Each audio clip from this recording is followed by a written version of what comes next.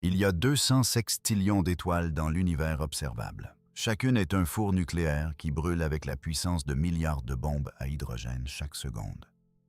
Il y a plus de feu dans ce cosmos que n'importe quel esprit humain ne peut le concevoir. Et pourtant, si vous sortiez de la mince enveloppe de l'atmosphère terrestre et regardiez dans presque n'importe quelle direction, vous ne verriez rien. Un noir pur et écrasant. Pas sombre, pas faible, noir. L'univers est en feu et il paraît quand même vide. L'obscurité de l'espace n'est pas un vide entre des choses lumineuses. C'est un message. Et ce qu'il nous dit sur la réalité est bien plus troublant que quiconque ne l'avait prévu. Choisissez n'importe quelle direction dans le ciel et commencez à compter les étoiles. Vous manquerez de patience bien avant de manquer de points à compter. La Voie lactée à elle seule en contient entre 200 milliards et 400 milliards. Sortez par une nuit claire, loin des lumières de la ville, et vous en verrez peut-être quelques milliers à l'œil nu. Cela semble beaucoup, jusqu'à ce que vous réalisiez que vous observez moins d'un 100 millionième de la population totale de notre galaxie. Pointez un télescope vers un fragment de ciel apparemment vide et de nouvelles étoiles apparaissent. Pointez un observatoire professionnel sur ce même fragment et des milliers d'autres émergent. Pointez le télescope spatial Hubble vers le point de trace le plus sombre et le plus vide imaginable. Une région si petite que vous pourriez la bloquer avec un grain de sable tenu à bout de bras. Et même là, vous trouverez 10 000 galaxies empilées les unes derrière les autres à diverses profondeurs, sur des milliards d'années-lumière. Notre galaxie n'est qu'une parmi environ 2000 milliards de galaxies dispersées dans l'univers observable. Chacune de ces étoiles est un four thermonucléaire qui convertit des millions de tonnes d'hydrogène en hélium chaque seconde. Chacune rayonne de la lumière dans toutes les directions à 300 000 km par seconde. L'univers n'est pas simplement parsemé de lumière, il en est saturé. Des étoiles naissent en ce moment même dans des nuages de gaz en effondrement. Des étoiles meurent en ce moment même dans des supernovae qui éclipsent brièvement leurs galaxies entières. Si vous pouviez additionner la production énergétique totale de chaque étoile brillant actuellement dans l'univers observable, le nombre serait si grand qu'aucune métaphore humaine ne pourrait le contenir. Alors voici la question qui devrait vous arrêter net. Pourquoi fait-il noir? Pas faiblement éclairé, pas faiblement lumineux, noir. Entre les étoiles visibles s'étend une obscurité qui n'est pas l'exception. C'est la règle. Ces espaces vides dominent le ciel. Et cette observation, cette chose banale et jamais vraiment examinée que vous avez acceptée chaque nuit de votre vie, est l'un des pièges les plus redoutables de toute la science. Parce que si vous vous arrêtez et réfléchissez soigneusement à ce à quoi un univers plein d'étoiles devrait réellement ressembler, vous réalisez que le ciel sombre au-dessus de vous n'a absolument aucun sens. La logique est d'une simplicité dévastatrice. Imaginez un univers qui s'étend à l'infini dans toutes les directions, rempli uniformément d'étoiles comme une forêt est remplie d'arbres. Choisissez n'importe quelle direction et tracez une ligne droite depuis votre œil vers l'infini. Si l'univers est véritablement infini et véritablement rempli d'étoiles, cette ligne doit finalement en toucher une. Peu importe la distance à parcourir, dans un univers infini, il y a toujours une autre étoile plus loin. Chaque ligne de visée, quelle que soit la direction, se termine sur la surface lumineuse d'une étoile. Pas seulement dans certaines directions, dans toutes. Et si chaque ligne de visée contient une étoile, l'ensemble du ciel devrait briller avec la luminosité de surface moyenne d'une étoile. La totalité du ciel, d'horizon à horizon, devrait être à peu près aussi lumineuse que la surface du Soleil.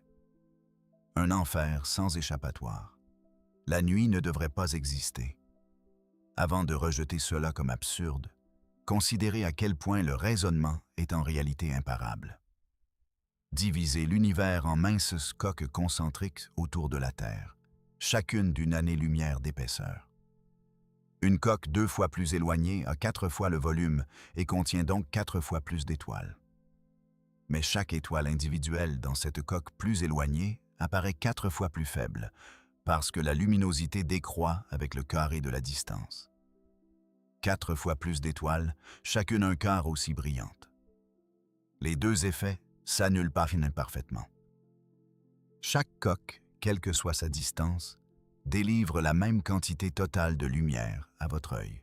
L'astronome suisse Jean-Philippe de Chézeaux l'avait calculé avec une mathématique précise en 1744. Empiler une infinité de coques, chacune contribuant la même dose de lumière, et le total devient infini. Le ciel ne luisit pas seulement, il explose de luminosité. Ce n'est pas une idée marginale, c'est une déduction mathématiquement solide à partir de 3 hypothèses apparemment raisonnables. Que l'univers est infini en étendue, qu'il a existé éternellement, et que les étoiles sont distribuées plus ou moins uniformément. Durant la majeure partie de l'histoire intellectuelle humaine, les 3 semblaient s'être parfaitement évidentes. Personne n'avait de preuve que le cosmos avait un commencement. Si les 3 hypothèses tiennent, le ciel devrait être en feu. Cette énigme circulait depuis près de 250 ans avant que l'astronome allemand Heinrich Wilhelm Olbers en donne la formulation la plus lue, en 1823. Thomas Digges y avait été confronté dès 1576, proposant que les étoiles les plus distantes étaient simplement trop faibles pour être vues. L'argument des coques démontait immédiatement cet échappatoire. Ce que l'on perd en luminosité individuelle, on le gagne en nombre pur, et le total ne diminue jamais. Johannes Kepler adopta une approche plus directe en 1610, déclarant que l'univers devait donc être fini. L'obscurité était simplement le mur frontière d'un cosmos limité. Edmund Halley revint sur le problème en 1720 et prit le parti de Digges, arguant que la distance extrême rendait les étoiles lointaines invisibles. De Chézeaux avait déjà prouvé pourquoi cela échouait. Olbers lui-même proposa que la poussière et le gaz interstellaire pourraient absorber la lumière des régions lointaines avant qu'elles ne nous atteignent. Cela semblait astucieux. Cela offrait un mécanisme physique pour l'obscurité, mais c'était fatalement défaillant, et le défaut fut identifié presque immédiatement. Si une matière interstellaire absorbe la lumière des étoiles, elle se réchauffe. Avec le temps, elle atteint l'équilibre thermique avec le rayonnement qui la traverse et commence à briller exactement à la même intensité que les étoiles qu'elle était censée bloquer. On ne peut pas cacher la lumière en plaçant des obstacles sur son chemin. Les obstacles finissent par devenir eux-mêmes des sources. Toutes les échappatoires avaient été scellées. La résolution, lorsqu'elle arriva enfin, vint de l'endroit le plus inattendu de l'histoire intellectuelle. En 1848, Edgar Allan Poe, poète, écrivain de fiction, critique littéraire sans formation scientifique formelle, publia un long essai en prose intitulé « Eureka ». Ses contemporains le rejetèrent en grande partie comme une philosophie excentrique. Certains le qualifièrent d'absurde. Mais enfoui dans sa prose métaphysique foisonnante, se trouvait une intuition si précise qu'il faudrait aux scientifiques professionnels encore un demi-siècle pour la redécouvrir indépendamment. Poe raisonna que si l'univers avait un âge fini, si les étoiles n'avaient pas brillé éternellement, alors la lumière des plus distantes n'avait tout simplement pas eu le temps de nous parvenir. Les espaces sombres entre les étoiles visibles n'étaient pas des vides dans l'espace, c'étaient des vides dans le temps.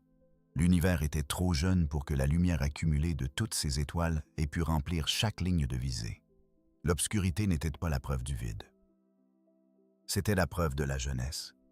Et par extension, c'était la preuve que l'univers avait un commencement. La communauté scientifique professionnelle ne le rattrapa pas avant plus de 50 ans. Lord Kelvin publia une version mathématique rigoureuse de la même conclusion en 1901, sans grand retentissement. Ce n'est qu'après qu'Edwin Hubble découvrit que l'univers était en expansion en 1929 et que le modèle du Big Bang fut confirmé au cours des décennies suivantes, que la résolution complète devint une compréhension scientifique courante. Les hypothèses derrière la prédiction d'un ciel brillant âge infini, étendue infinie, cosmos statique et immuable n'étaient pas des erreurs mineures. C'étaient des malentendus fondamentaux sur la nature de la réalité. Et le ciel sombre au-dessus de vous, visible chaque nuit claire sans aucun instrument, portait ce message depuis le début. Savoir que l'univers a un âge fini explique pourquoi le ciel n'est pas infiniment lumineux, mais cela ne vous prépare pas à l'obscurité réelle du ciel. Un univers contenant 2000 milliards de galaxies, chacune remplie de centaines de milliards d'étoiles brûlant depuis presque 14 milliards d'années. Vous pourriez encore vous attendre à une sorte de présence de fond, un crépuscule cosmique diffus, un murmure de lumière stellaire accumulée, traversant chaque coin du ciel. Quelque chose de subtil mais détectable. Quelque chose qui évoque au moins tout le feu derrière lui. La résolution du paradoxe vous dit pourquoi le ciel ne s'embrase pas. Elle n'explique pas pourquoi il est si complètement, si écrasamment et si totalement noir. Pour cela, il faut comprendre quelque chose d'autre entièrement. Quelque chose qui ne se contente pas de limiter la lumière nous parvenant, mais qui la détruit activement en transit. L'espace est en expansion. Pas de la manière dont un ballon se gonfle lorsqu'on y souffle de l'air, bien que cette analogie soit parfois utilisée. Le tissu même du cosmos, la distance entre les points de l'univers, grandit continuellement dans toutes les directions, à toutes les échelles au-dessus de la liaison gravitationnelle des structures locales. Edwin Hubble le confirma par l'observation en 1929, lorsqu'il découvrit que les galaxies lointaines s'éloignent de nous, et que plus une galaxie est lointaine, plus elle s'éloigne vite. Ce n'était pas parce que les galaxies se déplaçaient dans l'espace comme des éclats d'une explosion. C'était parce que l'espace entre elles s'étirait. La métrique de l'univers elle-même changeait. Et elle change depuis le moment où tout a commencé. Cette expansion a un effet direct et dévastateur sur la lumière. Lorsqu'un photon voyage dans l'espace en expansion, l'espace qu'il occupe s'étire autour de lui. Sa longueur d'onde s'allonge, et des longueurs d'onde plus longues transportent moins d'énergie. Un photon émis comme un rayonnement ultraviolet ardent, il y a des milliards d'années, arrive sur Terre sous forme d'infrarouge faible, complètement invisible à l'œil humain, détectable uniquement par des instruments refroidis à proximité du zéro absolu pour éviter que leur propre bruit thermique ne noie le signal. Un photon qui a quitté sa source sous forme de lumière bleue visible peut arriver décalé bien au-delà du rouge, au-delà de l'infrarouge, profondément dans le spectre des micro-ondes. L'expansion ne se contente pas d'atténuer les sources lointaines comme le ferait seule la distance. Elle transforme fondamentalement ce que sont ces photons au moment où ils arrivent. L'effet n'est pas une erreur d'arrondi. Une galaxie observée à un décalage vers le rouge de 10, bien dans la gamme que le télescope James Webb explore désormais régulièrement, a vu sa lumière émise étirée à 11 fois sa longueur d'onde d'origine. Des photons qui ont quitté cette galaxie comme un rayonnement ultraviolet intense arrivent sur Terre sous forme d'infrarouge moyen faible, invisible à tout œil humain ayant jamais existé, et détectable uniquement par des capteurs refroidis à quelques fractions de degrés au-dessus du zéro absolu. La lumière n'a pas diminué. Elle a été transformée en quelque chose de méconnaissable pendant la traversée. Mais l'exemple le plus spectaculaire de ce que l'expansion fait à la lumière n'est pas une galaxie lointaine. C'est la lueur primordiale de l'univers lui-même. Environ 380 000 ans après le Big Bang, le cosmos se refroidit suffisamment pour devenir transparent pour la première fois. Avant ce moment, l'univers était un plasma si dense et si chaud que les photons ne pouvaient parcourir aucune distance significative avant d'être absorbés et réémis. Lorsque la température chuta suffisamment pour que les électrons se combinent avec les protons pour former des atomes d'hydrogène stables, le brouillard se leva et le rayonnement piégé dans ce brouillard fut soudainement libre de voyager. À ce moment, la lumière remplissant chaque centimètre cube d'espace avait une température d'environ 3000 degrés Kelvin. Une lueur orange-blanc ardente rayonnant dans toutes les directions simultanément à la température d'une étoile naine rouge. Il n'y avait pas de zone scellée sombre. Il n'y avait pas de vide. Chaque ligne de visée se terminait dans la radiance. La prédiction d'un ciel lumineux était, pour cette brève fenêtre de l'histoire cosmique, réellement correcte. L'univers était véritablement lumineux partout en même temps. Ce rayonnement existe encore. Chacun de ces anciens photons traverse encore l'univers en ce moment, arrivant à chaque point du cosmos depuis toutes les directions. Mais 13,8 milliards d'années d'expansion ont étiré ces photons par un facteur d'environ 1100.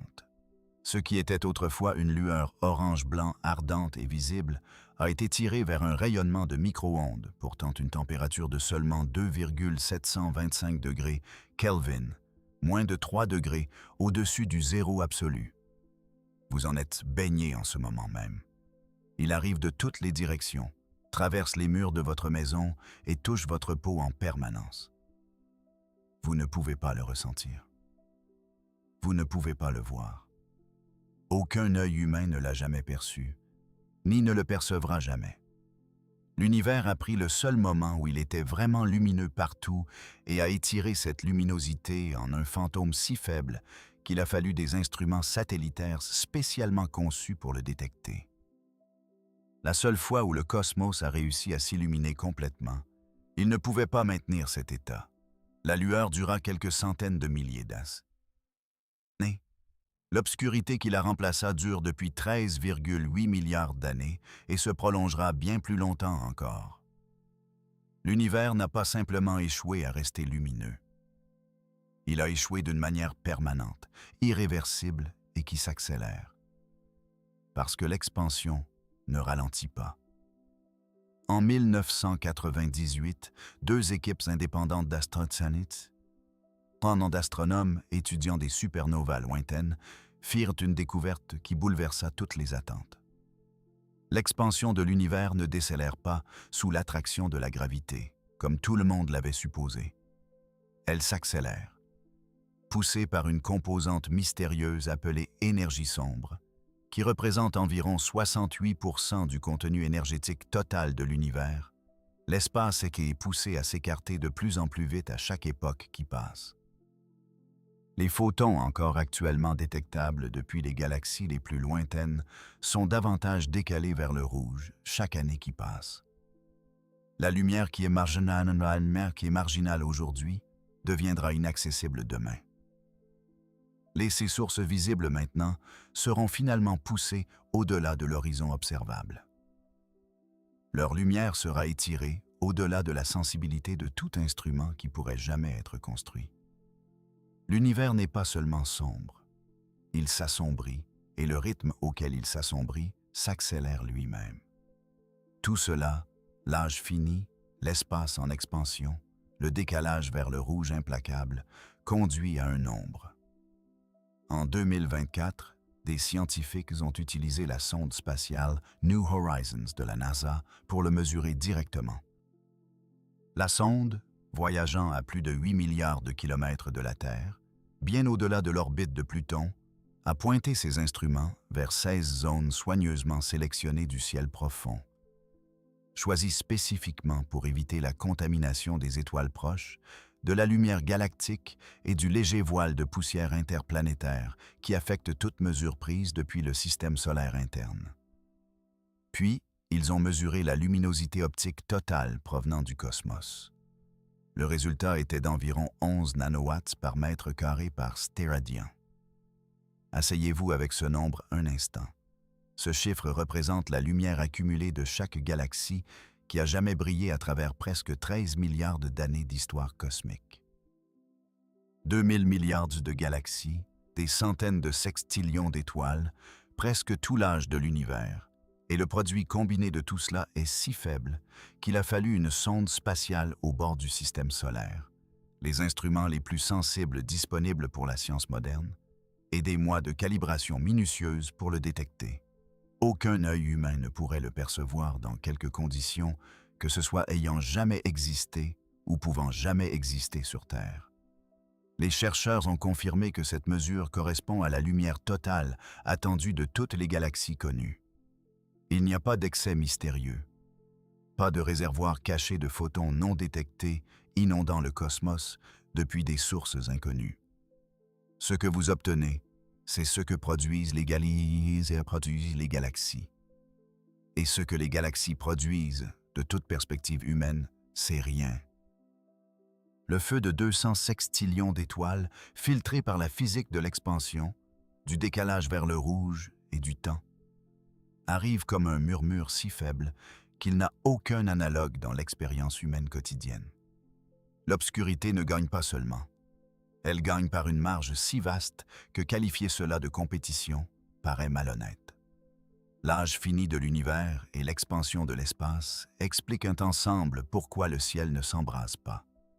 Mais ni l'un ni l'autre ne capturent la troisième couche de l'obscurité, celle qui opère à chaque échelle simultanément, de l'intérieur d'un seul atome aux plus grandes structures que le cosmos contient. Parce que l'univers n'est pas seulement vaste, il est structuré à chaque niveau de grossissement autour du vide comme condition dominante. Le vide n'est pas ce qui remplit l'espace entre les choses intéressantes. Le vide est ce dont l'univers est ses faits, et l'obscurité est simplement ce à quoi ressemble le vide. Commencez à la plus petite échelle. Tout ce que vous avez jamais touché, et c'est presque entièrement fait de rien. Votre main, la surface sous vos pieds, la planète sous cette surface, chaque atome de chaque objet ayant jamais existé, est un espace vide écrasant. Un atome d'hydrogène agrandi jusqu'à ce que son noyau soit de la taille d'une bille placée au centre d'une grande ville aurait son unique électron en orbite comme un grain de poussière quelque part dans la banlieue, à environ un demi-kilomètre de distance. L'arène entre eux, les parkings, les pâtés de maisons environnants, les rues dans chaque direction, est tout vide. L'atome est vide. Vide à plus de 99,9%. Vous n'êtes pas un objet solide se déplaçant dans le monde. Vous êtes du vide maintenu ensemble par des forces, marchant dans plus de vide sur une planète faite de la même chose. Ce n'est pas une curiosité atomique. C'est un aperçu du schéma qui se répète à chaque échelle plus grande dans le cosmos. Passé au système solaire, nous emportons une image dans notre tête, comme une famille compacte de mondes regroupés autour d'une étoile centrale. La réalité physique est c'est tout autre. Si le Soleil était réduit à un point lumineux à un bout d'un terrain de football, la Terre serait une speck microscopique à quelques mètres. Jupiter serait à l'autre bout du terrain. Neptune serait quelque part dans le parking au-delà. Et le nuage d'Oort, la région la plus extérieure où les comètes dérivent en orbite froide et lente, s'étend à une année-lumière entière du Soleil, près d'un quart du chemin vers l'étoile la plus proche. Dans cet énorme volume, la masse totale de chaque planète, lune, astéroïde et comète combinés, représente moins de 0,2% de la propre masse du Soleil. Tout le reste est vide. Si vous construisiez une maquette à l'échelle du système solaire et essayiez de le voir à l'œil nu, les planètes seraient invisibles. Pas petites, invisibles. Les distances surpassent les objets par des facteurs si extrêmes que les objets eux-mêmes disparaissent effectivement. Dépasser le système solaire et le vide devient quelque chose de plus difficile à saisir mentalement. L'étoile la plus proche de notre Soleil est Proxima Centauri, à une distance d'environ 4,24 années-lumière, soit approximativement 40 000 milliards de kilomètres. Un vaisseau spatial voyageant à la vitesse des sondes voyagées aurait besoin de plus de 73 000 ans pour effectuer cette traversée. Et Proxima Centauri est proche, mais c'est proche. C'est l'étoile la plus proche. Dans les régions extérieures de la Voie lactée, les étoiles voisines peuvent être séparées de 10 ou 20 années-lumière. Dans le halo galactique, des étoiles individuelles orbitent dans un isolement presque total, séparées de leurs plus proches voisines par des centaines ou des milliers d'années-lumière de vide. Le milieu interstellaire remplissant cet espace n'est pas vraiment vide au sens physique le plus strict. Il contient une fine dispersion d'atomes d'hydrogène et quelques grains de poussière occasionnels. Mais la densité, c'est presque incompréhensiblement faible, environ un atome par centimètre cube. Comparez cela à l'air que vous respirez en ce moment. qui contient environ 25 millions de milliards de molécules par centimètre cube. L'espace interstellaire est un vide plus parfait d'un facteur de 10 à la puissance 19 que l'air dans vos poumons. C'est un vide plus parfait que tout ce que les êtres humains ont jamais produit en laboratoire, atteint sur des billions de kilomètres dans chaque direction, sans aucun effort. Si vous étiez placé au milieu de l'espace interstellaire sans vaisseau ni combinaison, l'expérience serait sans rien de comparable à ce que l'obscurité terrestre vous prépare. Aucun son. Parce que le son nécessite un milieu et il n'y en a pas. Aucune pression. Parce que la densité du gaz est fonctionnellement nulle. Aucune température que vous pourriez ressentir, parce qu'il n'y a pas assez de particules impactant votre peau pour transférer de l'énergie thermique de manière significative. Vous verriez des étoiles, des lumineuses à proximité, des plus faibles plus loin, peut-être la faible bande de la Voie lactée si vous vous trouvez dans le disque galactique. Mais la réalité écrasante serait l'obscurité. Les étoiles ressembleraient à des erreurs dans le tissu de l'obscurité, de minuscules exceptions accidentelles dans un champ d'absence totale. Et c'est l'environnement à l'intérieur d'une galaxie, à l'intérieur d'une des structures supposément denses, lumineuses et remplies d'étoiles du cosmos. La Voie lactée contient entre 200 milliards et 400 milliards d'étoiles réparties sur un disque d'environ 100 000 années-lumière de diamètre. Cela semble dense. Cela ressemble à une région remplie d'objets lumineux. Ce n'est pas le cas. Si vous représentiez la galaxie comme un volume et demandiez quel pourcentage de ce volume est occupé par de la matière stellaire réelle, la réponse nécessiterait la notation scientifique pour être exprimée. Les étoiles sont minuscules par rapport aux distances qui les séparent. Chacune est une sphère de plasma de quelques centaines de milliers à quelques millions de kilomètres de diamètre, flottant dans un vide de billions de kilomètres de large avant que la suivante n'apparaisse. Vous pourriez retirer 99,9% du volume de la galaxie et ne perdre que de l'espace vide. La galaxie n'est pas une collection d'étoiles. C'est de l'espace avec des étoiles comme erreur d'arrondi. Chacune est une unique allumette allumée dans une cathédrale si vaste que sa lueur s'éteint bien avant d'atteindre le mur le plus proche. Maintenant, quittez complètement la galaxie et entrez dans l'espace intergalactique. Ici, le vide se multiplie encore d'un facteur d'environ 1 million. La galaxie majeure la plus proche de la nôtre est Andromède, à 2,5 millions d'années-lumière. Entre nous et Andromède, il n'y a essentiellement rien. Une dispersion d'hydrogène si diffuse qu'elle suffit à peine à qualifier de matière, environ un atome par mètre cube, comparé à l'atome déjà spectral par centimètre cube de l'espace interstellaire. L'espace intergalactique est 1 million de fois plus vide que le vide entre les étoiles. Laissez température dans les vides. Les plus profonds flottent à quelques fractions de degrés au-dessus du zéro absolu. Aucune étoile n'habite ce gouffre, aucune planète, aucune structure d'aucune sorte reconnaissable. Si vous pouviez survivre et flotter au point médian entre la Voie lactée et Andromède, les deux galaxies apparaîtraient comme de faibles taches lumineuses sur des horizons opposés. Trop lointaines pour être résolues en étoiles individuelles. Chacune, une vague suggestion de lumière combinée, plutôt qu'une source d'illumination. Entre elles, le ciel serait le noir le plus profond qu'un être conscient ait jamais expérimenté. Pas l'obscurité d'une grotte où des photons épars d'entrée lointaine colorent encore faiblement l'air. Pas l'obscurité des fonds marins où la bioluminescence interrompt occasionnellement le noir. Ces environnements contiennent encore de l'atmosphère, contiennent encore des molécules qui interagissent avec la lumière d'une façon ou d'une autre. L'espace intergalactique n'en contient aucune. L'obscurité là-bas n'est pas l'absence d'illumination. C'est l'absence de tout ce qui pourrait être illuminé. Et l'espace intergalactique n'est même pas l'environnement le plus vide que l'univers ait à offrir.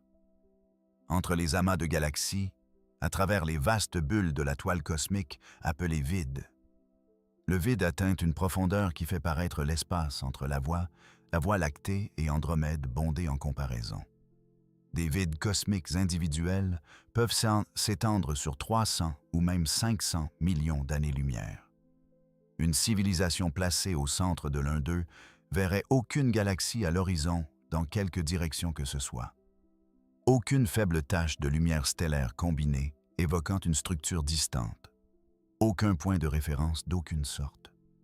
Juste un vide en expansion dans toutes les directions, devenant de plus en plus froid et diffus à chaque instant qui passe. Ce n'est pas une condition lointaine ou exotique.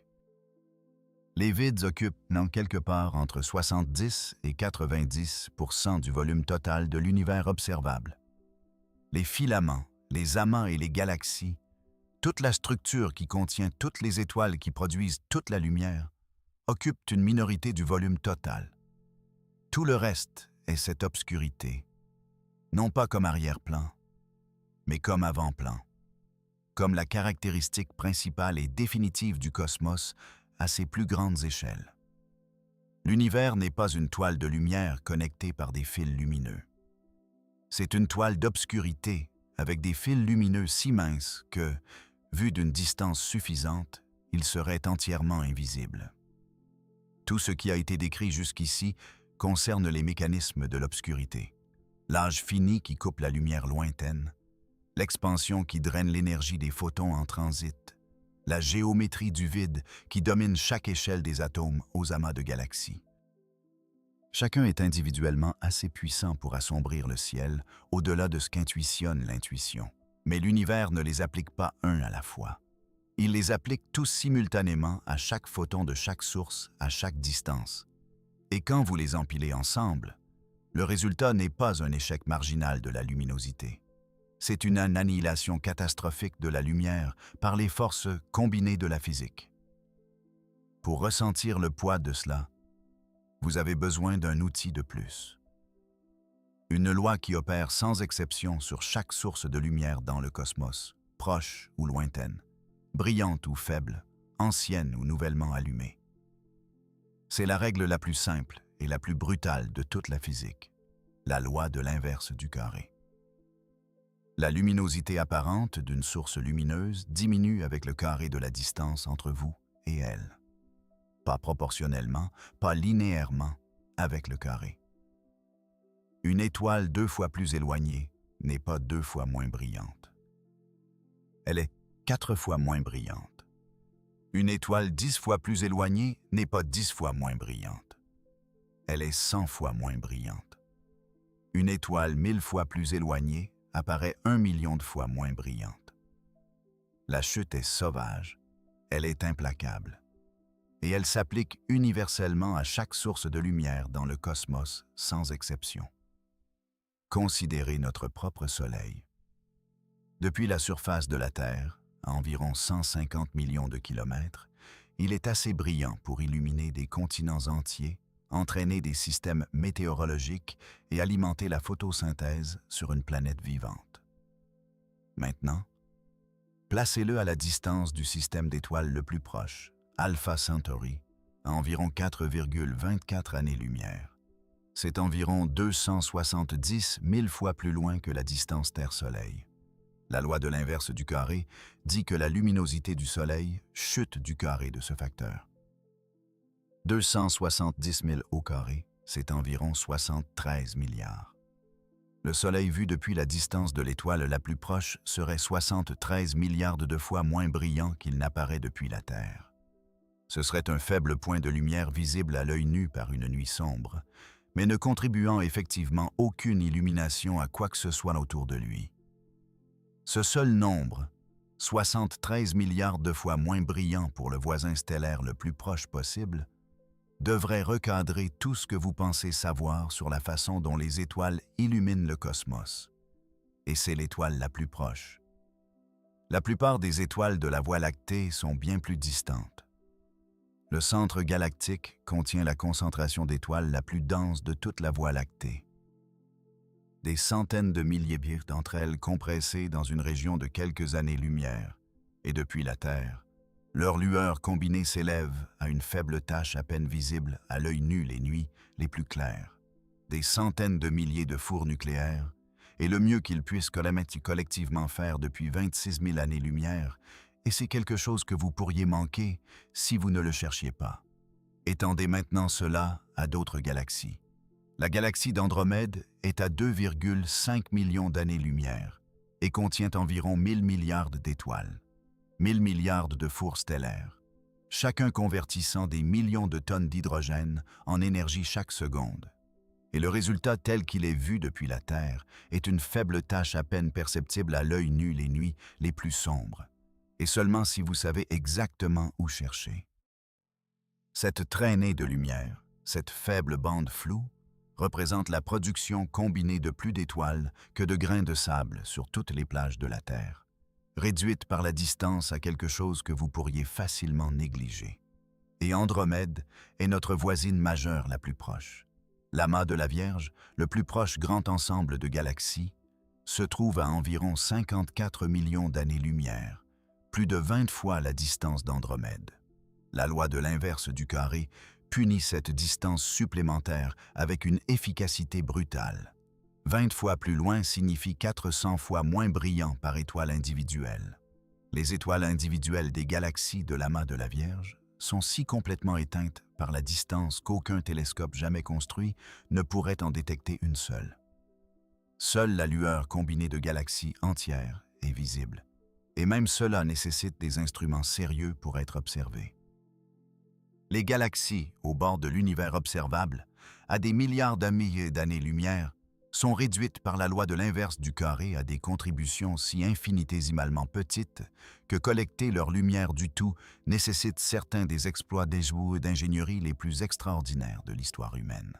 Le champ ultra-profond de Hubble, l'une des images les plus emblématiques de l'astronomie, a nécessité plus de 11 jours de temps d'exposition totale, pointé sur un seul fragment de ciel plus petit qu'un grain de sable tenu à bout de bras, juste pour révéler des galaxies dont les étoiles individuelles étaient totalement au-delà de toute détection. 11 jours à regarder un seul petit point dans les cieux, et les galaxies qui ont émergé n'étaient encore que de vagues taches à la limite ragged de ce que l'instrument pouvait percevoir. C'est ce que fait la loi de l'inverse du carré aux distances cosmiques. Elle prend d'une puissance inimaginable et la réduit à rien. Elle prend 1000 milliards d'étoiles et les transforme en une tache. Elle prend cette tache et, avec assez de distance supplémentaire, la transforme en quelque chose qui nécessite 11 jours de regard fixe pour confirmer qu'elle existe. Maintenant, considérez ce qui se passe lorsque vous combinez la loi de l'inverse du carré avec tout le reste. L'âge fini de l'univers limite le nombre de coques d'étoiles pouvant contribuer de la lumière à notre ciel. L'expansion cosmique prend les photons qui survivent au voyage et draine leur énergie, les décalant complètement hors du spectre visible. La loi de l'inverse du carré écrase alors toute lumière visible restante, la réduisant du carré de chaque année-lumière supplémentaire de distance. Et en dessous de tout cela, la géométrie écrasante du vide garantit que la plupart de l'espace reçoit presque aucune lumière de quelque source que ce soit. Empilez-les ensemble et le résultat est le nombre que nous avons déjà rencontré, 11 nanowatts par mètre carré par stéradian. Ce n'est pas un nombre qui émerge d'un seul mécanisme défaillant. C'est un nombre qui émerge de chaque mécanisme défaillant simultanément, chacun aggravant les autres, chacun rendant l'obscurité plus profonde qu'aucun d'eux n'aurait pu le faire seul. L'âge fini coupe les contributions les plus lointaines. L'expansion dégrade les survivants. La loi de l'inverse du carré enterre ce qui reste. Et la géométrie du vide étire les restes sur un volume si vaste que même la lumière dégradée et écrasée par la distance ne peut pas significativement illuminer l'espace qu'elle traverse. Pour mettre l'ampleur de cet échec en perspective, considérez ce que les chiffres signifient réellement en termes humains. Le Soleil délivre environ 1400 watts d'énergie par mètre carré au sommet de l'atmosphère terrestre. C'est la puissance d'un petit radiateur d'espace arrivant chaque seconde depuis une seule étoile à 150 millions de kilomètres. Le fond d'optique cosmique, la lumière accumulée de chaque galaxie à travers tout l'univers observable et presque toute l'histoire du temps cosmique, délivre 11 nanowatts par mètre carré. c'est 0,0011 watts. Le Soleil surpasse l'ensemble de l'univers observable, tel qu'il été vu depuis l'extérieur de notre système solaire, d'un facteur d'environ 100 milliards. Une étoile ordinaire contre 2000 milliards de galaxies, contenant des centaines de sextillions d'étoiles brûlant depuis presque 14 milliards d'années. Et l'étoile solitaire gagne par 100 milliards contre 1. Ce n'est pas un concours serré. Ce n'est pas une compétition du tout. C'est une démonstration de ce que la distance, l'expansion et la géométrie font même aux quantités de feu les plus stupéfiantes. Quand le volume que ces feux doivent remplir est suffisamment grand, la comptabilité cosmique est distingue et brutale, et elle est définitive. Il y a trop d'espace, il n'y a jamais eu assez de feu, et chaque année-lumière supplémentaire de distance, chaque milliard d'années supplémentaires d'expansion, chaque année-lumière cubique supplémentaire de vide aggrave le déséquilibre. Les êtres humains ont évolué sur un monde où la lumière remplit l'espace. Craquez une allumette et l'air environnant s'éclaircit. Construisez un feu de camp et la clairière brille. Rassemblez suffisamment de sources et l'obscurité cède. Cette conviction n'est pas quelque chose qu'on nous a enseigné. Elle est tissée dans l'architecture de notre perception, construite dans le cortex visuel qui a évolué sur une savane africaine où la lumière du feu signifiait chaleur et sécurité. Nos cerveaux supposent, au niveau le plus profond, que suffisamment de feu produit suffisamment de lumière et que suffisamment de lumière élimine l'obscurité. L'univers ne fonctionne pas ainsi. Les distances sont trop grandes. L'expansion est trop implacable. La loi de l'inverse du carré est trop impitoyable. Un feu de camp éclaire une clairière parce que la clairière fait 9 mètres de large. L'espace entre les étoiles s'étend sur des billions de kilomètres. À cette échelle, même le four stellaire le plus puissant devient un point détectable uniquement par des instruments d'une sensibilité extraordinaire, entourés d'une obscurité qu'il ne peut pas significativement toucher. Chaque étoile est une île de chaleur et de lumière, et chaque île est entourée d'un océan de vide si vaste que la lumière de l'une ne peut pas réchauffer les eaux autour de la suivante. Ce n'est pas une métaphore poétique, c'est une description physique. Si vous pouviez voyager jusqu'au point médian entre notre Soleil et Alpha Centauri, à 2 années-lumière de chacun, et mesurer l'illumination totale vous parvenant des 2 étoiles, le nombre serait effectivement 0. 2 fours nucléaires, chacun convertissant des millions de tonnes de matière en énergie chaque seconde, et au point médian entre eux, vous êtes dans la nuit absolue. Aucune lueur à l'horizon, aucun miroitement ambiant, aucune brume faible. Juste l'obscurité dans toutes les directions, aussi complète que tout ce que l'univers contient. Multipliez ce scénario à chaque paire d'étoiles voisines dans chaque galaxie, dans chaque filament de la toile cosmique, et l'image qui émerge n'est pas un univers qui essaie et échoue d'être lumineux. C'est un univers dans lequel la luminosité n'a jamais été structurellement possible. Le feu existe. Il a toujours existé. Et l'obscurité a toujours été plus grande. Pas par une marge étroite, pas par un facteur de 2, de 10 ou d'1 million, mais par une marge si absolue que la production combinée de chaque étoile ayant jamais brûlé à travers toute l'histoire de l'univers observable ne peut pas produire un fond lumineux qu'aucun œil ayant évolué n'importe où, sur n'importe quel monde, pourrait jamais voir sans un vaisseau spatial, un détecteur sensible et des mois de travail minutieux pour le trouver. Tout ce qui précède a décrit l'obscurité telle qu'elle existe en ce moment. L'âge fini, l'espace en expansion, la loi de l'inverse du carré, la géométrie écrasante du vide. Ce sont les conditions de l'univers présent. Mais il y a une dimension de l'obscurité qui est plus difficile à absorber que n'importe quelle physique, parce qu'elle ne concerne pas la façon dont l'univers est structuré aujourd'hui. Elle concerne là où l'univers se dirige. Et là où il se dirige, C'est vers une obscurité si totale, si permanente et si irréversible que le ciel nocturne actuel, avec ses milliards d'étoiles visibles et son faible fond de lumière galactique accumulée, paraîtra finalement, par comparaison, comme l'endroit le plus lumineux que le cosmos ait jamais réussi à produire. Parce que l'ère des étoiles se termine. La formation d'étoiles à travers le cosmos a atteint son apogée il y a environ 11 milliards d'années, quand l'univers n'avait qu'environ 3 milliards d'années. À ce moment, les galaxies convertissaient furieusement le gaz d'hydrogène froid en nouvelles étoiles à des rythmes des dizaines de fois supérieurs à ce qui se produit aujourd'hui. Cette période, parfois appelée le midi cosmique, était la plus lumineuse que l'univers ait jamais connue ou connaîtra jamais. Le ciel d'une planète en orbite autour d'une étoile pendant ce midi cosmique, regardant une jeune galaxie vigoureusement formatrice d'étoiles enchâssée dans un cosmos épais de feu nouvellement allumé, aurait été d'une richesse méconnaissable par rapport à ce que nous voyons ce soir. Plus d'étoiles, plus de lumière, plus de galaxies actives rayonnant de l'énergie de millions de supernovae. C'était le pic. Tout depuis a été un déclin lent, continu et irréversible. Aujourd'hui, le cosmos produit de nouvelles étoiles à environ 3% de son taux maximal.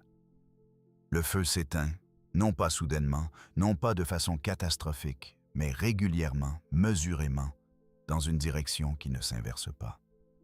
Le carburant s'épuise. Les étoiles naissent de nuages moléculaires d'hydrogène froid, et ce gaz était abondant dans l'univers primordial, alimentant le grand boom stellaire du midi cosmique. Mais les étoiles consomment ce gaz. Les supernovae le chassent complètement des galaxies. Les noyaux galactiques actifs chauffent le matériau environnant jusqu'à ce qu'il ne puisse plus s'effondrer en amas denses et froids que requiert la formation d'étoiles. Sur des milliards d'années, les réservoirs ont été vidés, dispersés, chauffés et rendus chimiquement inutilisables. Les astronomes estiment que plus de 95% de toutes les étoiles qui existeront jamais dans l'histoire de l'univers sont déjà nées. La chaîne de fabrication cosmique ne ralentit pas vers un nouvel état stable. Elle s'arrête. Même si l'univers persiste éternellement, pas plus de 5% d'étoiles supplémentaires ne se formeront jamais. La ligne d'assemblage a presque tout produit ce qu'elle produira jamais.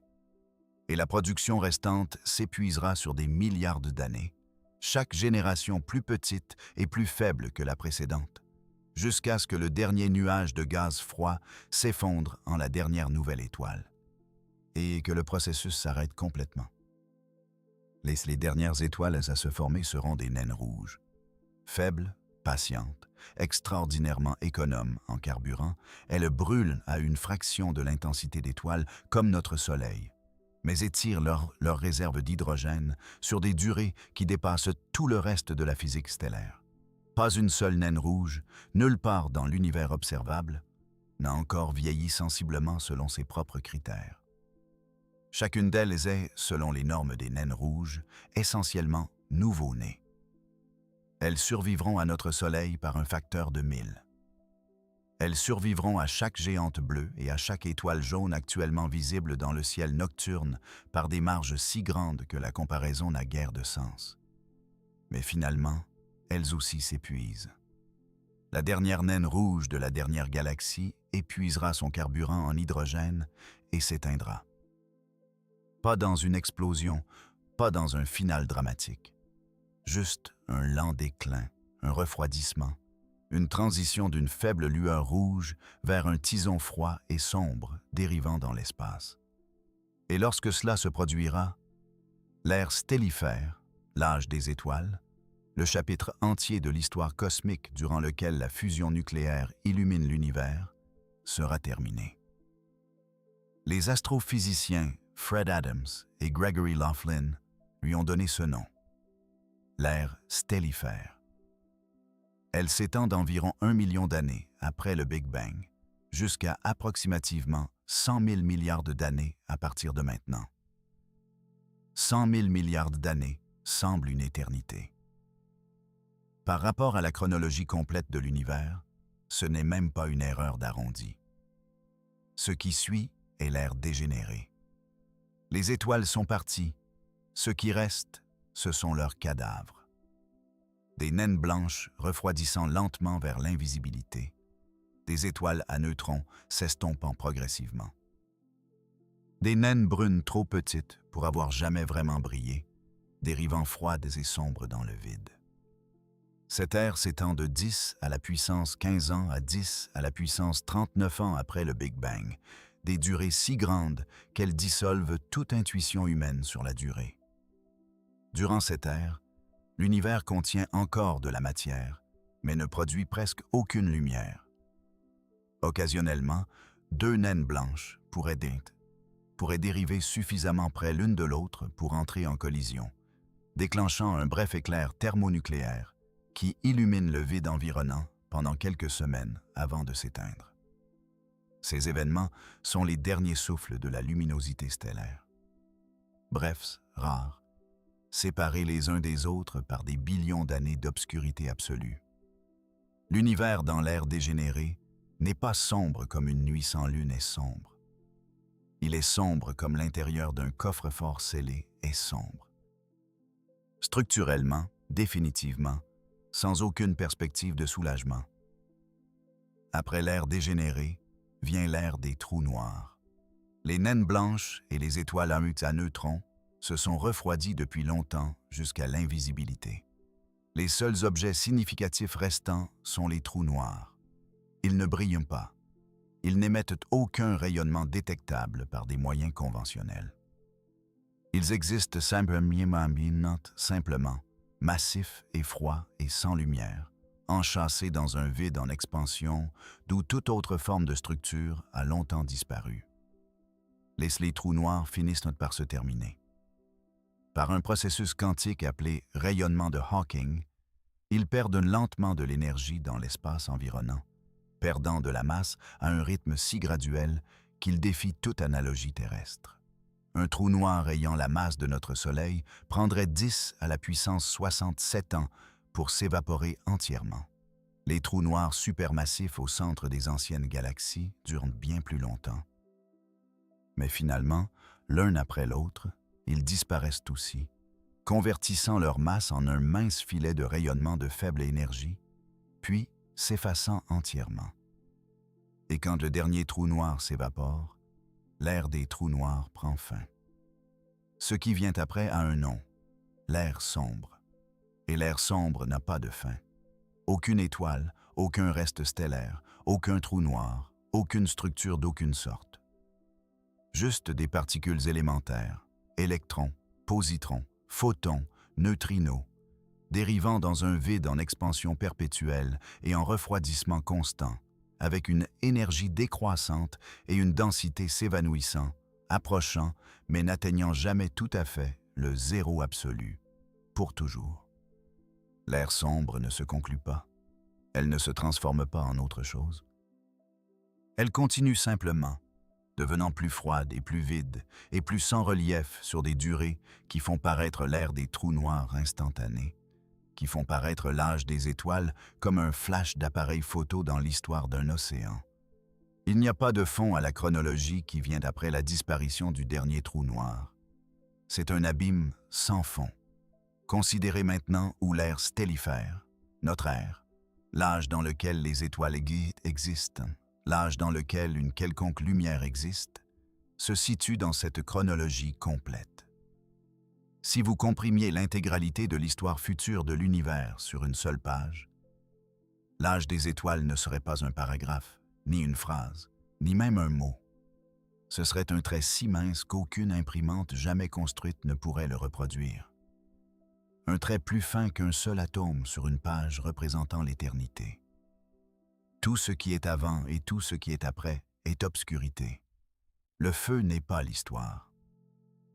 Le feu est une note de bas de page. Nous nous trouvons exister pendant cette note de bas de page. Nous avons évolué sous un ciel illuminé par une étoile d'âge moyen dans une galaxie qui est elle-même passée sa période de formation d'étoiles maximale, entourée d'un univers déjà bien engagé sur la longue pente descendante du midi cosmique vers l'obscurité finale. Et parce que la note de bas de page est tout ce que nous avons jamais connu, nous l'avons confondu avec la condition normale du cosmos. Nous regardons vers le haut et voyons des étoiles et supposons que la luminosité s'abamme. C'est la base, que la lumière est la valeur par défaut, que l'univers est fondamentalement un endroit lumineux avec des taches occasionnelles d'obscurité dispersées à travers lui. La vérité est exact inverse. L'univers est fondamentalement un endroit d'obscurité avec une interruption brève, temporaire et déjà déclinante de lumière. L'interruption s'appelle l'âge des étoiles. Elle dure depuis environ 14 milliards d'années jusqu'à présent, et il lui reste peut-être encore 100 000 milliards d'années avant que la dernière naine rouge ne s'éteigne. Puis elle se termine.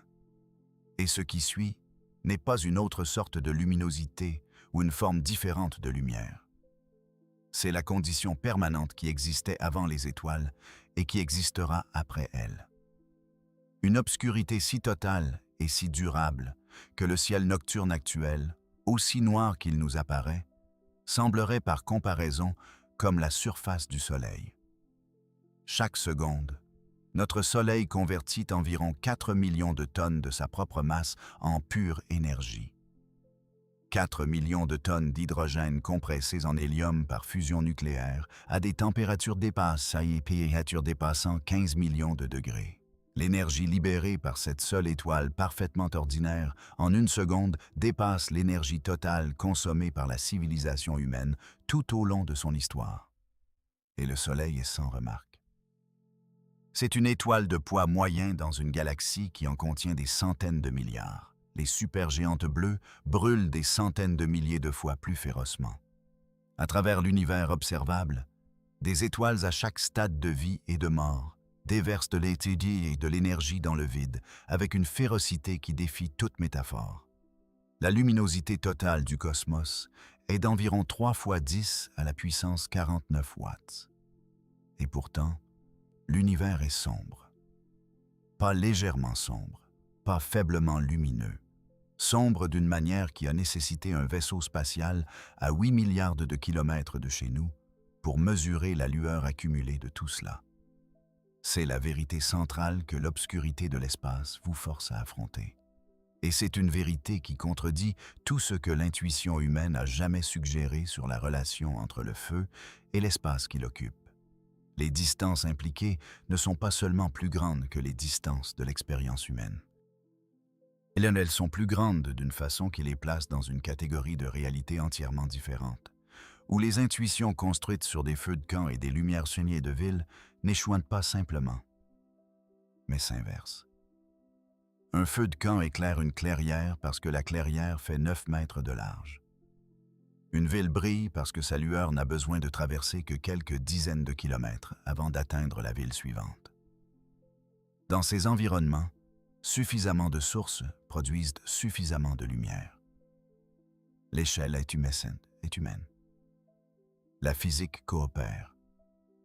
Mais l'espace entre les étoiles s'étend sur des billions de kilomètres. L'espace entre les galaxies sur des quintillions. À ces distances, la loi de l'inverse du carré ne se contente pas d'atténuer une source. Elle l'anéantit. L'univers n'est pas un endroit où la lumière se trouve à perdre une course serrée contre l'obscurité. C'est un endroit où la conteste fut décidée par les lois de la physique avant que la première étoile ne s'allume jamais. Inscrit dans la géométrie de l'espace, la vitesse de la lumière est l'âge du cosmos depuis le tout début. Aucune quantité d'étoiles supplémentaires ne changerait cela. C'est la partie la plus difficile à accepter. L'instinct dit que si l'univers contenait simplement plus d'étoiles, ou des plus brillantes, ou des plus densément regroupées, l'obscurité céderait finalement. Mais le volume de l'espace croît plus vite qu'aucune population de sources lumineuses ne peut le remplir. Ajoutez plus d'étoiles, et vous ajoutez aussi plus d'espace entre elles. Le ratio ne s'améliore pas, l'obscurité ne recule pas.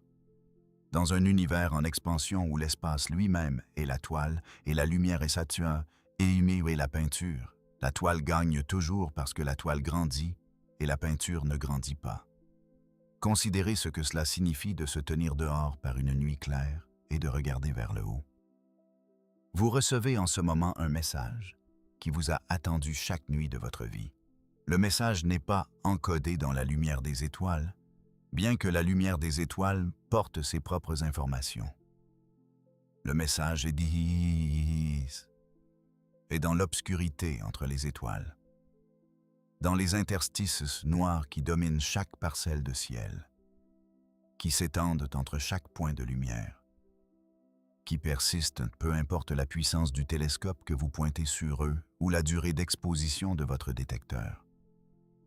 Cette obscurité n'est pas un vide dans l'image. Elle est l'image. Les étoiles sont l'interruption. Le noir est cette sauna, ce noir est la toile. Et la toile est presque tout ce qui existe.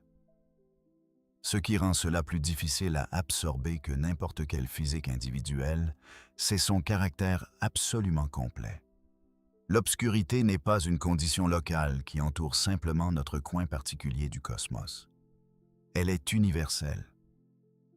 Une civilisation extraterrestre dans une galaxie à 5 milliards d'années-lumière d'ici, en orbite autour d'une étoile dans une région de l'espace que nous n'observerons jamais, regardant son propre ciel, verrait la même chose.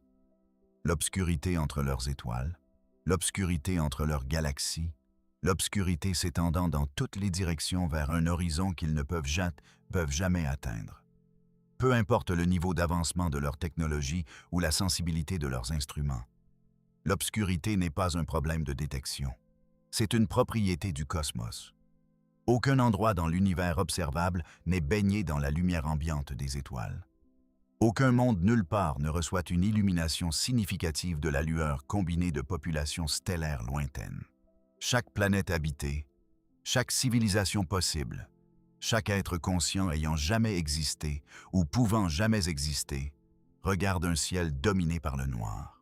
L'obscurité n'est pas une condition locale. C'est l'expérience que tout observateur dans le cosmos doit partager. Et l'obscurité s'étend. La formation d'étoiles décline. La réserve de carburant cosmique s'épuise. L'expansion de l'espace s'accélère, poussant les sources de lumière au-delà de l'horizon observable une par une, les effaçant du ciel de chaque observateur futur. L'univers ne se dirige pas vers un équilibre plus lumineux. Il s'en éloigne. Le midi cosmique était il y a 11 milliards d'années. Tout depuis a été un lent assombrissement. Tout ce qui est devant est un assombrissement plus rapide. Il y a un détail dans la chronologie future du cosmos qui porte un poids particulier. Finalement, l'expansion accélérée emportera chaque galaxie au-delà de notre groupe local, lié gravitationnellement, au-delà de l'horizon observable. L'amas de la Vierge, l'amas de Coma, chaque structure distante actuellement visible dans nos images télescopiques les plus profondes, tout cela reculera au-delà de la portée de la lumière et disparaîtra. Une civilisation naissant dans ce futur lointain, une fois ce processus achevé, héritera d'un ciel ne contenant que le vestige fusionné du groupe local. Une seule île d'étoiles vieillissantes entourée d'un noir parfait et sans relief dans toutes les directions. Elle n'aura aucun moyen de savoir que l'univers a jamais été autre chose. Le fond diffus cosmologique aura été décalé vers le rouge jusqu'à l'indétectabilité. Les preuves du Big Bang auront disparu. L'expansion de l'univers sera impossible à mesurer parce qu'il ne restera rien pour s'éloigner. Ces êtres regarderont leur unique île d'étoiles dans un cosmos autrement vide et concluront, de façon raisonnable et incorrecte, que c'est tout ce qu'il y a et tout ce qu'il y a jamais eu. L'obscurité aura avalé non seulement la lumière, mais le souvenir de la lumière. Le cosmos aura effacé sa propre histoire. Nous ne vivons pas dans ce futur. Nous vivons dans la seule et brève fenêtre où les preuves sont encore présentes, où le fond diffus cosmologique murmure encore depuis toutes les directions, où des galaxies lointaines sont encore visibles à travers des milliards d'années-lumière, où la pleine étendue de l'univers est encore accessible à tout instrument suffisamment patient pour collecter la lumière. Nous vivons, sur le plan cosmologique, tôt. Assez tôt pour voir ce qu'est l'univers, d'où il vient et ce qu'il devient. Et ce qu'il devient, c'est sombre. Le feu est cessé réel. Les étoiles sont réelles. L'énergie se déversant de chaque four stellaire dans chaque galaxie à travers l'univers observable est réelle, stupéfiante et au-delà de toute capacité humaine de comparaison. Et rien de tout cela n'est suffisant. Cela n'a jamais été suffisant. L'obscurité ne gagne pas simplement.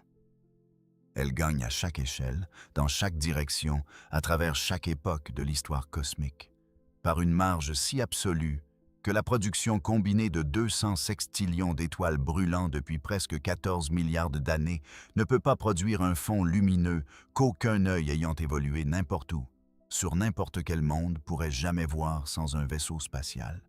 Un détecteur sensible et des mois de travail minutieux pour le trouver. Chaque nuit, sans instrument, sans effort, sans aucune connaissance scientifique, vous pouvez le confirmer de vos propres yeux. Sortez. Regardez vers le haut. Les étoiles sont là, brillantes et anciennes et réelles. Et entre elles, dominant tout, gagnant sans conteste, il y a le noir.